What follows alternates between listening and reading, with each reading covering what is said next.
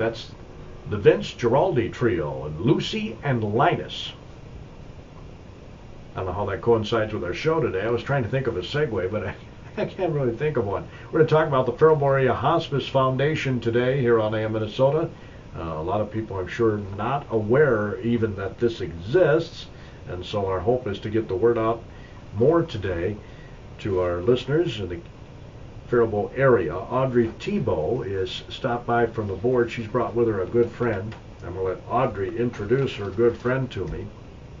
You want to do that for me, Audrey? Okay. I'm Audrey Tebo, and I have Norma Schultz with me. And you're both nurses. We're both nurses. Right. They were just diagnosing my foot problems here. I didn't know that nurses dealt in that sort of thing. Well, Podiatry. Sometimes we're just always listen to complaints. Sorry, I didn't mean to complain. My feet are killing me today for some reason. Hopefully they're not killing me, but they're hurting. Anyway, Audrey, you are on the board too, right? Yes, I am. I'm Norma. I mean yes. Norma, I'm sorry. Yes, I'm on the board also. Norma's also on the board. This is an all-volunteer board, as I understand it, right? Yes. Yes. Nobody gets a salary. Nobody gets a salary. You're doing this for the love of the service. Of the service, yes. Our care and concern for people who are in hospice care. I don't know where to begin other than maybe the beginning. When Alina took over District 1 Hospital, that was the end of the Faribault Area Hospice Program as we knew it, right, Yes, Norma? correct, yes. All the services were transferred to Owatonna to the Homestead House, but we still service the Faribault area residents that are in hospice care. And we service other than Alina hospice patients also. Yeah, the Faribault Area Hospice Foundation does. Yes, correct. But there's no direct care coincided with this foundation. No, we offer the special services that go beyond what insurance pays for or family needs require. Which is what, correct me if I'm wrong, which is what this event, the Light Up a Life tree lighting ceremony, the campaign, the Light Up a Life campaign, always funded services that weren't provided by insurance, right? Correct. They always provided the things that were needed that were beyond what Medicare or insurance covers. So That might include comfort therapy, might include financial aid.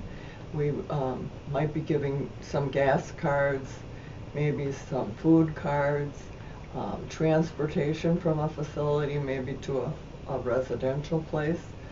So the services that aren't covered that people really need during this end-of-life period.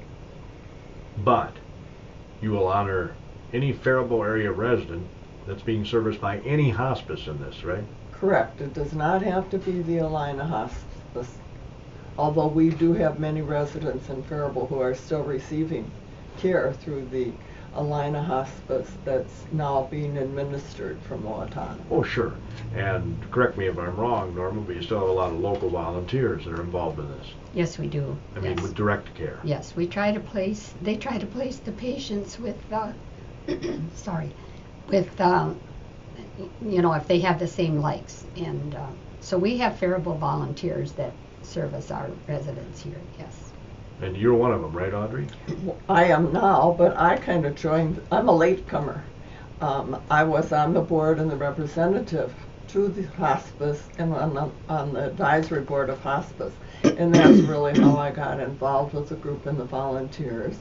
And the volunteers wanted to continue to meet and keep their camaraderie and support the Faribault patients. And so our Faribault volunteers have been very, very active in providing service, and really it's because of them that the foundation is able to sponsor the Light Up a Life program this year. Oh, sure. So you haven't lost many volunteers with the new regime taking over? We've lost a few, but not majority are still here. Well, that's good. That's good to know. And I'm sure, direct care is not for everybody. No. In the hospice program. No, I think you have to enjoy caring for others, and you have to be able to handle death. I was just going to say, be able to let go. Mm-hmm. Yes. I mean, that's what death is. On Power 96 Radio with the Faribault Falcon girls hockey team. They're at home taking on the Albert Lee Tigers, and we're looking forward to that. Boy, the last game we broadcast was a thriller, that 8-5 win over Rochester Mayo off the Faribault Ice Arena. Lots of scoring in that one. So, we'll get underway about 6:45 at 7 o'clock. Drop of the puck is what's on the calendar anyway. Today in studio are a couple of nurses, a couple of board members of the Faribault Area Hospice Foundation. Audrey Tebo and Norma Schultz have joined us this morning on AM Minnesota. And again, thanks, Audrey, for coming in and arranging, being my producer today, basically. Thank you. Yeah, bringing Norma in and giving us these brochures, which are very nice, by the way, the Faribault Area Hospice Foundation brochure. I'm going to hold it up to the camera for the YouTube viewers. How can I get a copy of this? There'll be copies available at the hospital. Our volunteers will be taking them out. And for those who tend to Light Up a Life, the brochures will be available there. Light Up a Life started in 1985. Do you remember, Norma, when you started working with I it? started with the Light Up a Life in 2002. Well, actually, I attended before that, Sure. you know, just as a person of the community. But I became active with the Faribault Area Hospice in 2002. Did you experience it through the life of a loved one or something? Yes, I did. Yes. My husband was in hospice, and so I wanted to give back.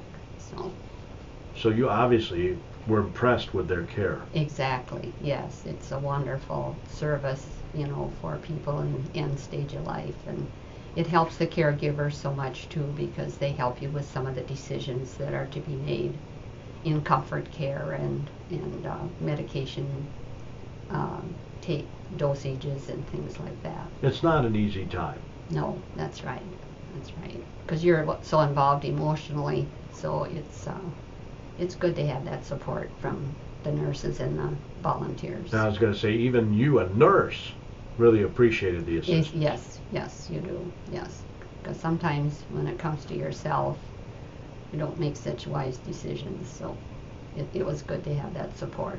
Yeah. Did you experience hospice through a loved one too, Audrey? I haven't had, I've experienced a lot of loss, but not all of them were sudden. So I hadn't really worked with hospice, except with my neighbor. And I know it was so valuable to her. She so enjoyed having someone come and visit, because really in hospice we're not really focusing on death, but we're focusing on being able to live your life, even though death is imminent. So we want to help people be comfortable and support them during this time period. Ooh, I love the way you put that. Yeah. That's right. Focus on life. Focus on the, well, actually the Bible tells us to focus on the here and now, right? Yes, it does. Focus on the here and now.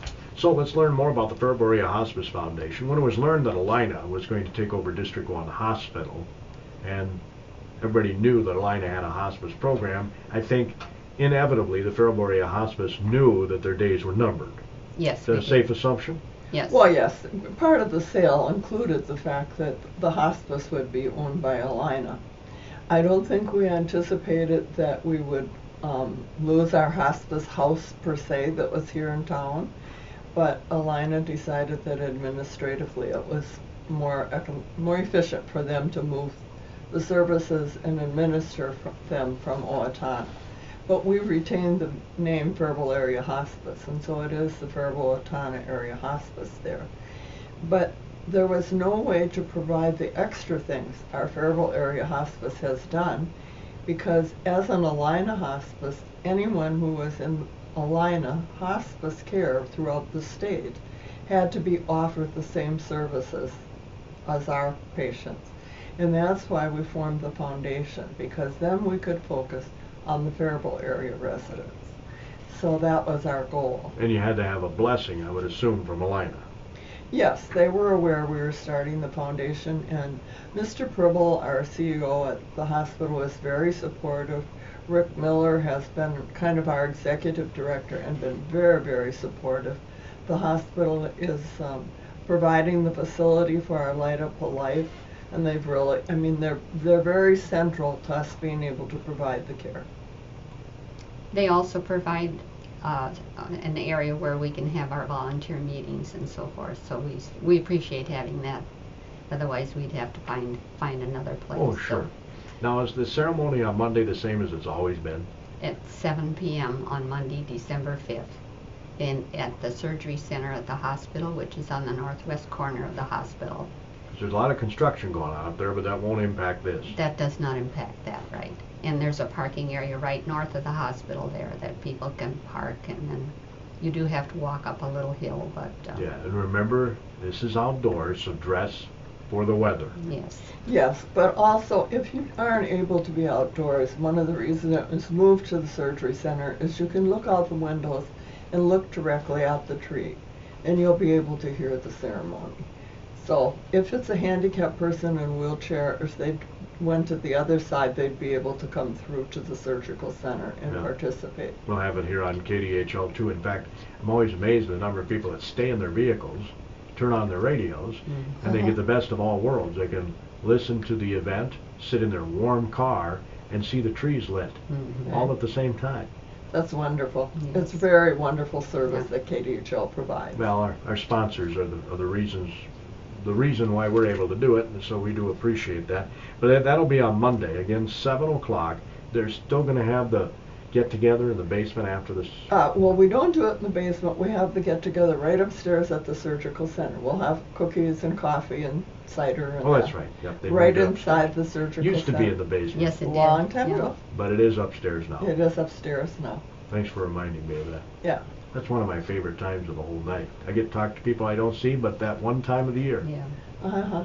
I'm sure, and especially as we were talking before, as we get older, we see more and more people who are our age who have lost people and have wanted to buy lights to remember them, and so they want to be there for the service. You know, when my folks were alive, I purchased lights in honor of them still being with me. Person can go that route too, right? Yes, you can. Yes, we certainly can. And we appreciate that people want to remember their loved ones. And I think this year some people haven't been sure about what Light Up a Light was going to be. Is it really going to be for the Faribault residents? But it isn't just Faribault, it's our Faribault area. We service many from Kenyon, Morristown, Northfield, so it isn't just in Faribault, but it's our Faribault area, just like the hospice was. Yeah, that's why it's called the Faribault Area Hospice Foundation. Correct. So is it difficult to form a foundation? Are you guys involved in the inner workings of that at all? Or? It's a long procedure, and we were very fortunate. Well, we did hire a consultant to do some of the work, but really that would be something that Rick Miller took care of. And we are designated 501c3. So any donations are tax deductible. All right. Well, that's important to know. Yeah. The fundraising going well? It's slower this year. It's slower, and someone said, you know, we've done this will be our 31st year, but it's really the first year as the foundation. And it's kind of like starting over and getting the word out so people know that, yes, we still want to provide services to hospice patients, and we need your donations, and so we hope that you will want to remember your loved ones. Yes. Now, I don't know, and I don't know if you know, Norma, but when there was Faribault Area Hospice, were the services only for patients of Faribault Area Hospice? Because I see this as maybe a plus in that whatever hospice you are served by, if you live in the Faribault area, you can receive some services, right? Yes, that's correct. And it was previously the Faribault Area Hospice. Only. Yes, patients. Yes. So that's kind of a plus, isn't it? Yeah, in many ways we've expanded what we'll take care of. Yeah.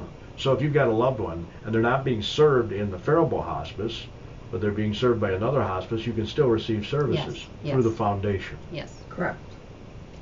And I see you have a couple of ways that people can get a hold of you on the back of this brochure, which again you can pick up at District 1 on Monday, right? When you go to the service on Monday. I would suggest you pick up the brochure, because you never know when you might need the service. Or 2 or 3. Exactly. Yeah, right. You never know when you might have a friend who would really benefit from this, or you yourself. The website, it's a long one. But it's our name, so it's kind of easy to remember. Right. Faribault Area Hospice Foundation .org. Got a typo on that. Faribault Area Hospice Foundation.org. Faribault Area Hospice Foundation.org. Yes. FAHF.org. Well, but you have to type in the whole thing. I know. That would have been easier if you could have gone FA. Anyway, Faribault Area Hospice Foundation.org, or the email is info@Faribault Area Hospice Foundation.org, and the toll-free phone number, and again, this might be a good thing to throw in your cell phone. Again, you don't know if you might need it. This is toll-free, right? Yes, it is. 1-866-506-7049. 1-866-506-7049. And I note on the bottom of your brochure it says all requests are reviewed by a foundation board committee and responses provided within 72 hours. Yes. And many are provided within 24 hours. That's a pretty cool deal. Well, often people in hospice need their service now. It's like maybe they're in the hospital and they need to be transported to their home and they don't have any way to pay for that ambulance. So it's important, and technology helps us respond so quickly because we communicate via email and give our responses that way. I'm trying to remember what these brochures were available at churches around town. No, the brochures weren't, but the donor card for Light Up a Life is available at the banks and with the churches. I know State Bank sent them out in their statement. The Co-op Oil sent them out in their statement. Well, that was nice of them. That was very nice. And most of the banks have them in their lobby. So if you haven't donated yet, you have in the past, you say, gee, I don't even know if that's going on, although we've been telling you it has. Anyway, you can get a donor card at the banks, you said? At the bank, at the hospital, probably in the back of your church. And we receive donations. A lot of people want to have the donations in so that the name is in the book by the time we have the tree lighting ceremony. Oh, I forgot about the book. We got to talk about the book. Okay. Yes, we have in the lobby at the hospital, we have a memory book, and people can go up there and see their loved ones' names and see who it was donated by. And, Used to be at the mall, too. Yes, Yeah. we did. That's no longer? That's no longer. We don't really have the same mall structure that we had back then. Oh, okay. So the only place I can see this book is in the lobby of the hospital. Correct. On the night of the tree ceremony, we will have it right at the surgical center, so you could look at it there too. Okay. Is there any thought, now this may be way out of left field here, but is there any thought about maybe putting it online on your website? I don't know. We could maybe consider that another year. I think it's a little late, but No, I know that, but Yeah. I'm just... But I think that's something that we could certainly consider. We might have the capability of doing that. This book is getting pretty big, you know. Yeah. Well, yes. We just have the names for this year, but yes, we'll be over. Oh, you don't have the big book that goes... I used to enjoy going back and scanning back over the years, remembering when I Really? first donated when my grandma was still alive many years ago. Well, I think I'll have to do some more research and digging because we couldn't find the old book, but when I contacted the hospice director from previously, she didn't know what had happened to it either. Well, that's too bad. Yeah. Yes, that is too bad. I was thinking of the one at the mall. Yeah, I don't know what happened to that. Okay. I don't even know when they quit doing it at the mall. I But don't- we shouldn't talk about it if it's not there, I guess. Again, Light Up a Life outdoor tree lighting ceremony is Monday night, 7 o'clock. If you can be there, I'd highly encourage to do so. It's a very brief ceremony, but it is so awesome. It just puts the whole season in the right perspective for me. And also this year we're having the Bow Chant Choir again. We'll be singing Christmas carols, and it's very good music. And the director had a song commissioned just for them because she lost her sister. And so there will be a special song that will be sung for the first time, You Are Mine, that was written just for one of their lost ones. Oh my, who wrote it? Oh my goodness, I should have my program with me, but I don't. Oh, okay, that's and fine. I can't say You'll the find name. out on Monday night. Aspis, S-P-A-S is the name of the person, but I don't know how you say it for sure. Okay. Well, I should also say that we will have the lights burning from Monday night through the end of the year, and people can donate even after the ceremony if they would like. Also, you know, way after Christmas too. I mean, people can donate if they come to the ceremony and think, oh, I would like to do this. They still have an opportunity to do that. and still can have the name written in the book. Exactly. Yes.